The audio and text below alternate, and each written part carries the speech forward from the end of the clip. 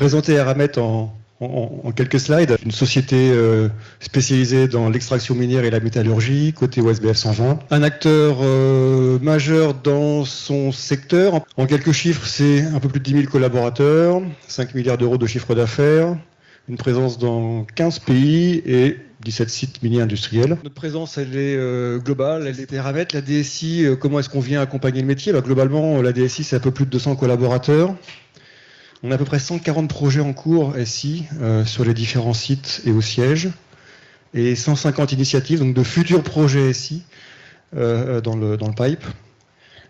Tout ça avec aujourd'hui à peu près 460 applications. Alors ça fait un peu beaucoup 460 applications, donc on a différentes initiatives de réduction de ces périmètres-là. Le but, c'est pas réellement de réduire le nombre d'applications pour réduire le nombre d'applications, c'est surtout d'arriver à homogénéiser les process métiers entre les différents sites. Quand vous avez 6 sites de transformation de manganèse, c'est intéressant pour vous d'avoir les mêmes process, la même GMAO, le même pilotage industriel, le même suivi de performance. Donc, le groupe a énormément changé ces dernières années. On est passé d'une gouvernance qui était extrêmement décentralisée à une démarche qui s'appelle aujourd'hui One Eramet, qui veut dire ce qu'elle veut dire. Donc, ce qui fait que voilà, la DSI Group a plus de poids que jamais. Et du coup, quand on décline cette approche One Eramet, pour nous, ça veut dire globalement un rapprochement très fort entre les équipes locales et les équipes centrales, des projets communs, un pilotage commun, que ce soit budgétaire ou projet. Du coup, une gouvernance renforcée. Donc, on parlait de portefeuille applicatif, où on a eu différents sujets autour de ça. Bien sûr, une gestion de portefeuille de projets communs. Et puis une couverture fonctionnelle complète. On ne fait pas que du SI de gestion, on fait du SI industriel, on fait du MES, on fait du data historian. On fait de la data science aussi sur ces différents sujets et on arrive à couvrir tous les besoins de tous les métiers du groupe. Bonjour à tous, merci d'être là pour cet afterwork. Donc moi je suis Claudia Soudano et je suis responsable du CI Office au sein de la DSI du groupe Eramet. Donc comme Jean-François vient de dire, pour atteindre cette nouvelle ambition de One Eramet, One Information System, il y a une nécessité d'une gouvernance plus forte. Donc c'est pour ça que le CI Office a été créé. Et donc c'est quoi le CI Office? Donc le CI Office regroupe toutes les fonctions transverses de la DSI pour mettre en cohérence les processus de gouvernance. Dans notre cas, le CI Office couvre toutes les capacités que vous voyez ici à l'écran à travers des 4 rôles. Donc les contrôles de gestion, la communication et le marketing, la gestion des contrats qui sont portés par les membres de l'équipe. Et puis, il y a la fonction PMO qui est assurée par moi-même. Donc d'abord, l'activité n'était pas outillée. Donc le pilotage du portefeuille se faisait manuellement dans un fichier Excel pour gérer à peu près en moyenne 400 projets. Ça rendait le processus lourd et long, une perte de productivité pour la fonction PMO. De la même manière, donc, le pilotage opérationnel des projets était géré par équipe, voire par projet, dans des outils disparates.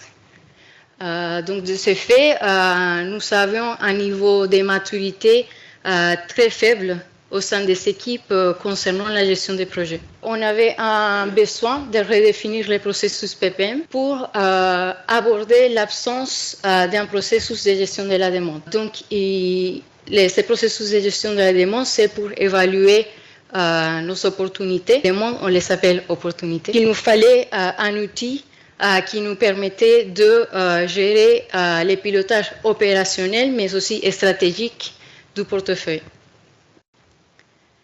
Et en complément, comme vous avez vu précédemment, nous avons des filiales partout dans le monde, donc avec différentes cultures, mais aussi avec des besoins et des niveaux de maturité différents qu'il fallait adresser pour arriver à les intégrer et avoir une plateforme commune et unique et un portefeuille consolidé. Donc pourquoi est-ce qu'on a choisi Triskel? D'un point de vue fonctionnel, donc toutes les fonctionnalités requises étaient intégrées dans l'outil en standard, donc pas de développement spécifique à faire. La simplicité apportée par la solution, donc en termes d'interface, une interface très visuelle, ergonomique, user-friendly qui facilite la navigation dans l'outil et en conséquence la prise en main par les utilisateurs. La flexibilité de pouvoir adapter la solution à nos processus et à notre organisation. Donc c'était un point clé pour nous d'avoir une solution no-code avec un modèle de données simple pour avoir la main sur la configuration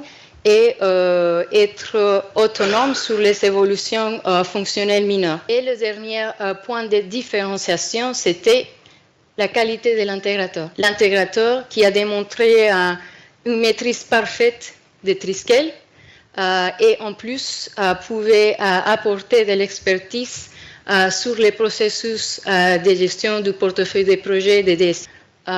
Donc, dans la première mise en production en octobre 2022, nous avons, comme je viens de le dire, nous avons déployé des fonctionnalités de base qui habilitaient un suivi macro du portefeuille, dont la création des opportunités et la gestion des projets.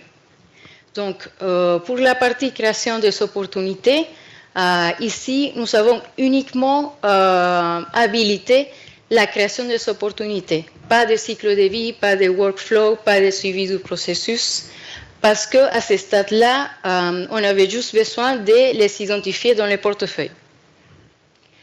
À la différence des projets pour lesquels on a mis en place toutes les étapes de cycle de vie, les workflows, les indicateurs de suivi, l'analyse des risques, etc.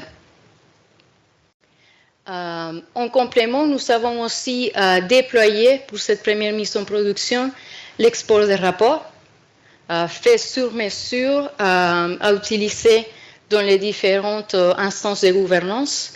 Donc ça, dans le but de réutiliser les données de Triskel et donc faciliter ou favoriser plutôt la mise à jour des informations par les utilisateurs.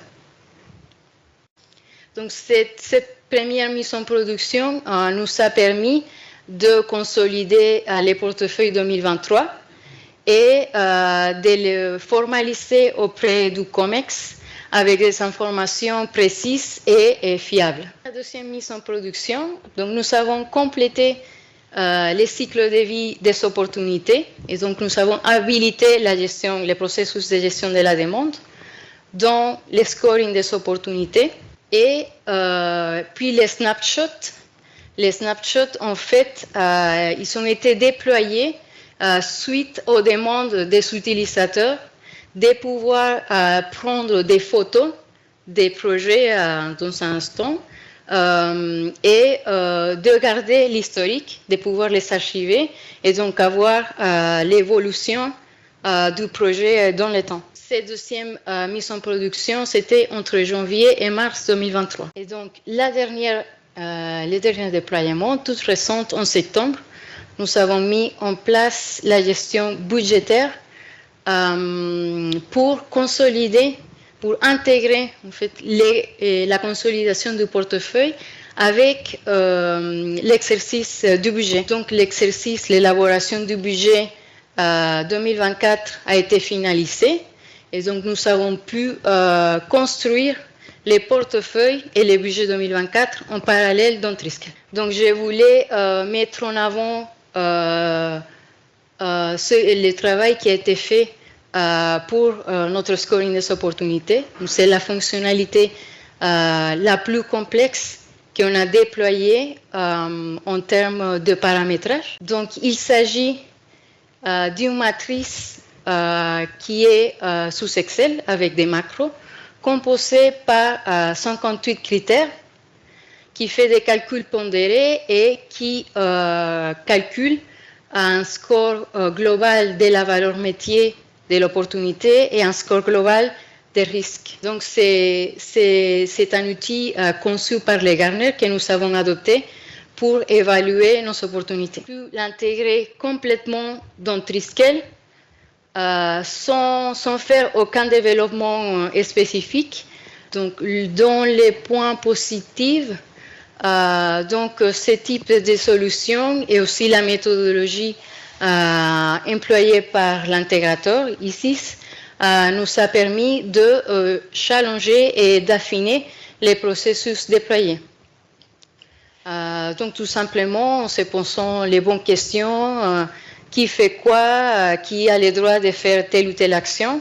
Donc pour nous, ça nous a permis de bien affiner, de définir les processus PPM, le scoring et la gestion budgétaire. En deuxième, la flexibilité de la solution, mais ça, je l'ai déjà bien expliqué. Et en dernier, la réactivité et la disponibilité de l'intégrateur tout au long du projet.